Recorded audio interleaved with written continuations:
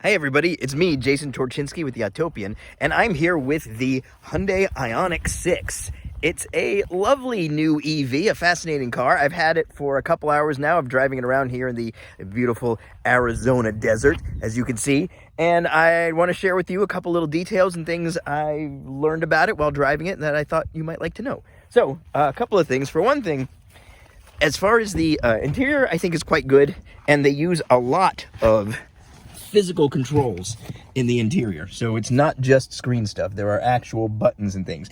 And normally I feel that paddle shifters are kind of wasted on a lot of cars, but here in the Ioniq 6 they're actually put to some pretty good use. So the paddle shifters here are actually used to adjust the brake regen, which is kind of a great way to do it, because that's something you actually do want to adjust dynamically. You could have a long stretch where coasting makes more sense, and you can just drop the brake gen down to 0, or you can use it to dynamically adjust. Instead of hitting the brakes, you can add more regen, and you slow down quicker. You can actually set it down to one pedal driving. Most other EVs I've been in, to adjust the brake regen, you go through a menu on the screen. It's not quite as dynamic. Doing this with the paddle shifters, I think, is actually a brilliant idea, and I hadn't seen it done before.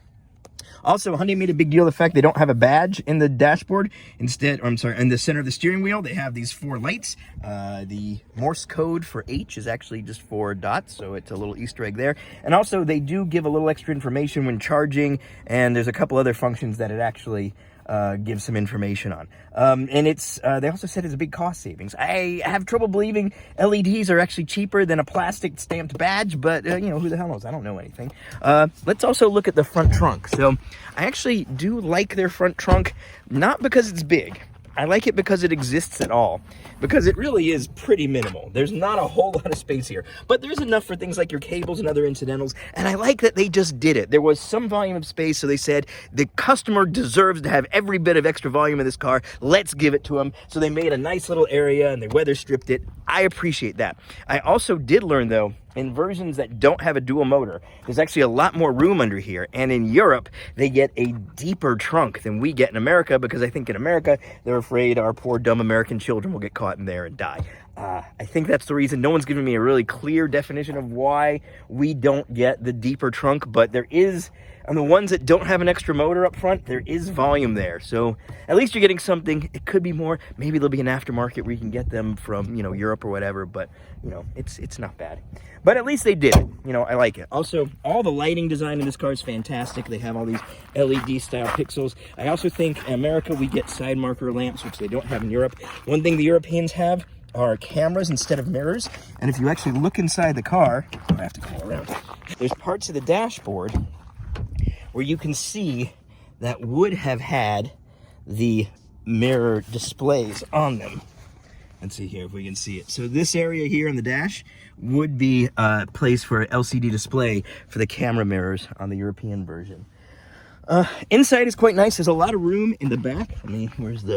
It also has the window buttons and the lock and unlock in the center console instead of on the doors, which you get used to it, but I always find myself reaching for the door. But there's a lot of room. The floor is totally flat in the back. There's also a 110 power outlet here, a regular wall outlet, which is kind of nice. It's very comfortable back here, and there's a lot of both headroom and leg room. I'm not a big person, so I'm not the best example to show this, but there actually is a good amount of room in here. Door panels are actually really nice. All of the material use in this thing is actually quite nice. There's some interesting materials, and there's a lot of ambient lighting stuff that we can't see now because it's daytime, but it is there. And these plastics that they're using, I actually kind of like the texture of them. They're not trying to be any other materials. They're just unashamedly plastics. There's a whole little double bridge decker thing. Also, they told us these rails on the center console are designed to be higher than the interior of it, so you can lay a laptop or something on there effectively and nothing will get in the way. There's a lot of good, careful design in this car. I think it's very attractive and interesting looking. It doesn't feel like everything else. Drives pretty quick. It's comfortable, roomy, so we'll have a full review on it soon, but until then, I just wanted to show you a couple little details, so thanks.